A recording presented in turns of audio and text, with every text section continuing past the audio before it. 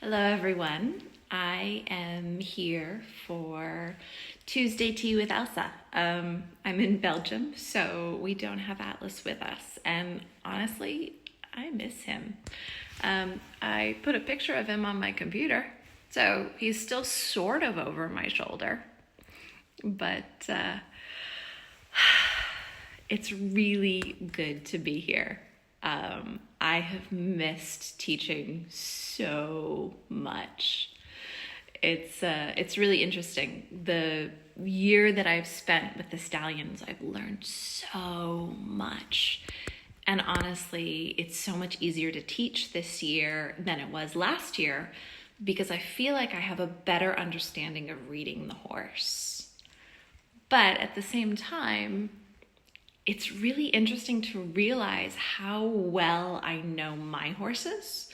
And I have this really interesting challenge to read other people's horses. And honestly, I love it. I love that challenge. So I just finished a 4-day clinic here in Belgium, and it was, I think, probably the best clinic I've ever taught. I saw more changes in horses over 4 days consistently than I ever have in a clinic. So that was really exciting. But at the same time, I was really struck by how every horse is different. What I experience with one horse is not going to be the same as the next horse. And every horse tells me if I'm getting it right or if I'm getting it wrong.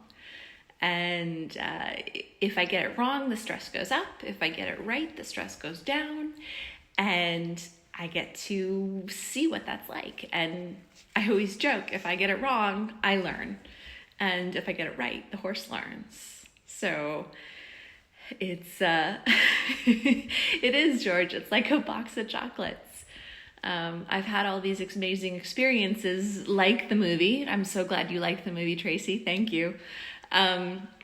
Where we crossed Costa Rica and it was amazing and I learned so much. But every time I get to work with a new horse, I get to learn a little bit more. And wow, do I feel lucky.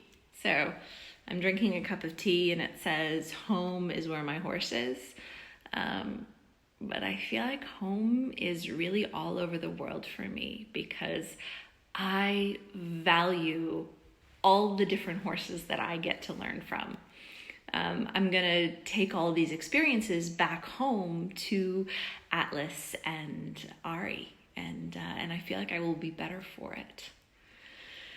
So I get to teach here in Belgium right now, and then I go to the UK, which I will be in the UK Saturday and Sunday next week, and Friday we're doing a screening for Pura Vida. So if any of you are there near London, please come visit with us in Marlow and watch the movie on Friday night. It should be really exciting.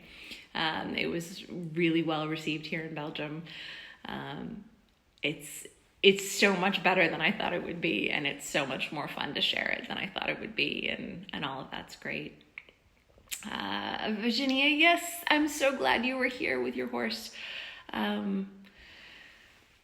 It's been an amazing 4 days. It really has.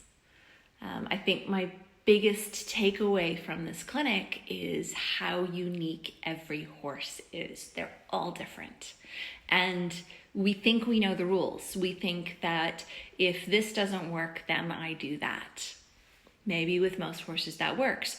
But then you get a different horse and you do the thing that has worked for other horses, and this horse says, no, try again. And you go, oh, okay, there's a puzzle. There's something I don't know yet. And then you puzzle through it and you decide, do I need to slow down or do I need to speed up? Do I need to be more interesting? Do I need to be more patient? Every horse is a puzzle, and you try things and then you assess.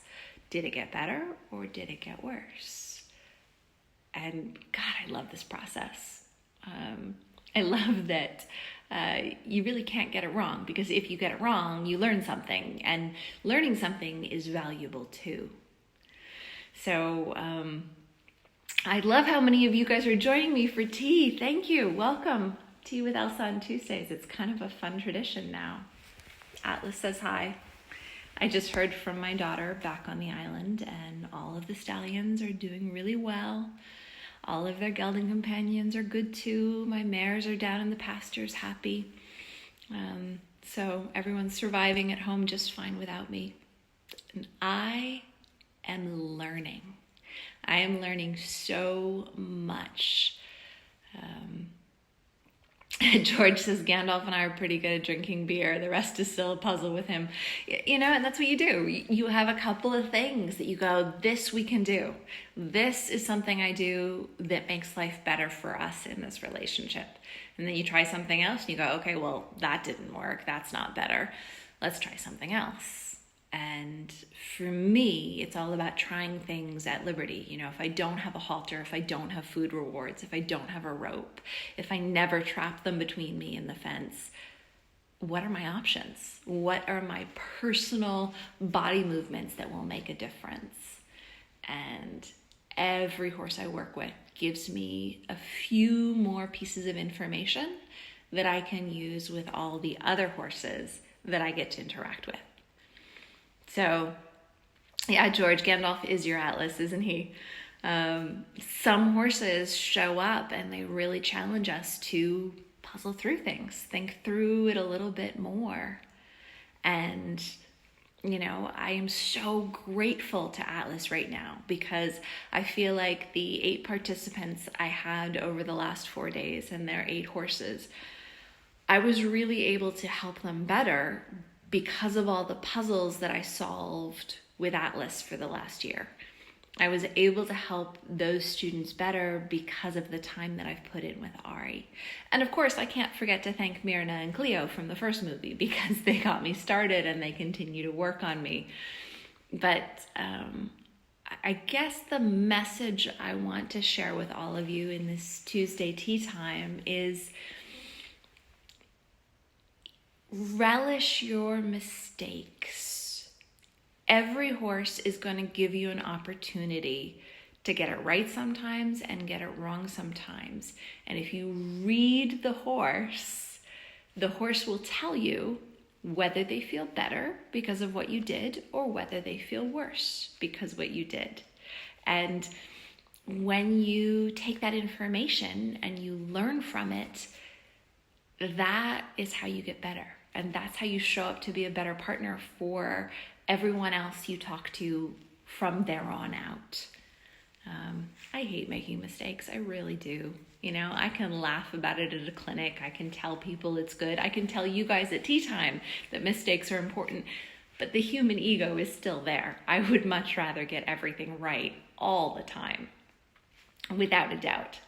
But yes, Denise, absolutely. There's always gold in the darkness. And those moments where you go, oh, okay, yeah, those personal decisions I made right there didn't make anyone feel better. Okay, regroup, take a little walk, take a breath, try something new. What's the new thing that I can try?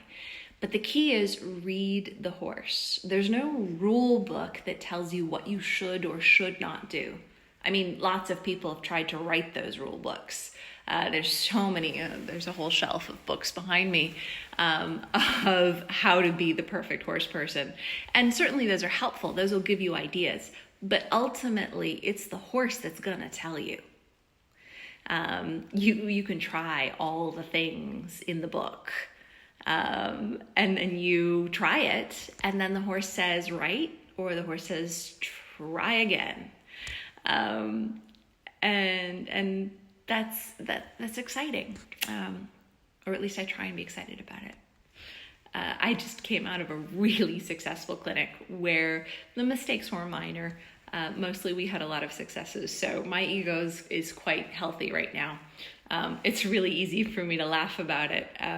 It's really easy for me to encourage all of you guys to listen to your horses.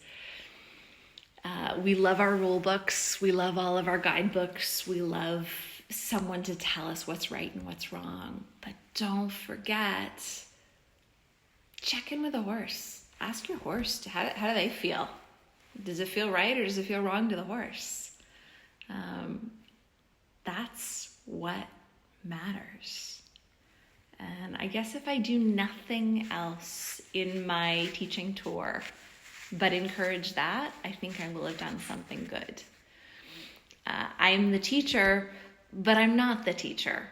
I'm mostly pointing out we should listen to our horses. We should pay attention to what the horses want to tell us. And it's really pretty simple. When their stress levels go up, they show you more fight, they show you more flight, and that lets you know that whatever you were doing, probably getting colder, probably in the wrong direction. If you're seeing more thinking, more yielding, more playing, more partnership behaviors, you're getting it right. Keep doing what you're doing. Or do something easier because you want to reinforce that kind of behavior for your horse. So that is my message for today. That's my thoughts coming out of this clinic in Belgium. That and remember, you are the one that gets to decide what feels like the right amount of stress. Okay, so for some people, the horse playing feels like play, but the same behavior to someone else will feel like a fight.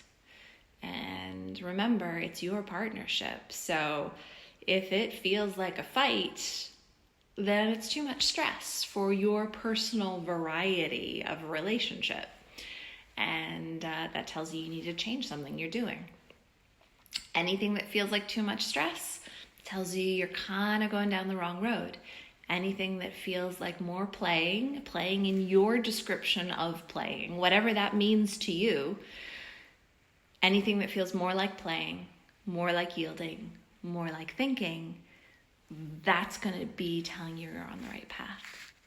So the horses are pretty good at letting us know when we take the time to listen to them. I sometimes get stuck in feeling like I want to perform. I want to cause the horse to do X, Y, or Z. I want them to change focus, or I want them to move, or I want them to relax. The wanting them to do a thing sometimes gets in the way of me listening to them. I really want them to do something that will prove that I'm a good trainer, that I can cause change. But ultimately, it's not about that. It's about how they feel. Okay, if the horse feels better, the changes you caused are worth changing. If the horse feels worse, you got to ask yourself, those changes that you caused, were they worth it?